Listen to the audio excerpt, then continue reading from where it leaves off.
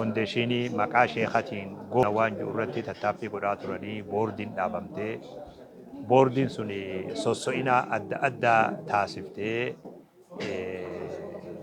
hayyama foundeeshinii kanaa fuudhanii ammallee dachii bakka kanarra ijaaran barbaaduudhaaf hamma walakkaa takka deemanii giizaana waan kanaa xiqqoo malee gara xumuraa hagahan qopheessanii guyyaa har'aan tanaa magaalaa Finfinnee irratti hayyoota magaalaan tun qabduu fi ummata hawaasa bakka bu'uu fi majlisoota adda addaa asirratti afeeruudhaan waan tokko tokko ha hojjetame eegaa agarsiisan booda koree aalamaa jechuudha. Koree waliigalaa tagalii sassaabuudhaaf ta foundeeshina sheekaa sadarkaa Itoophiyaa irratti guyyaa har'aa bu'uureessanii koreen suni dura taa'aa fi itti aanas barreessaas eega filatti booda baatii xarri guyyaa 28 irratti baay'ilama galii sassaabuudhaa qabatte jechuudha. Kanaafuu hawaasni keenya biyya adda addaa jirtan hundi keessanuu bakka jirtan irraa waan kanarratti xiyyeeffatanii guyyaa 28 xarriisan akka guyyaan sun guyyaa galiidhaa ta'u ammumarraa karaa ufii beeytaniin akka dur itti waa galii sassaabdanitti galii sassaabu irratti bobbaatanii namoonni adda addaa hundi karaa dur itti wahiin sassaabnu karaa san irratti akka xiyyeeffannu isinii dhaamuu barbaada.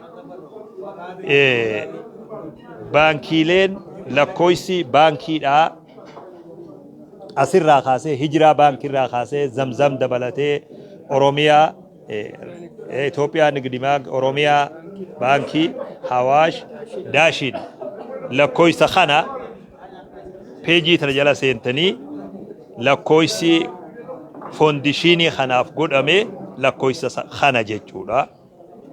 Inshallah ta'ala khana birallee dabarree warra biyya keessa jirtaniif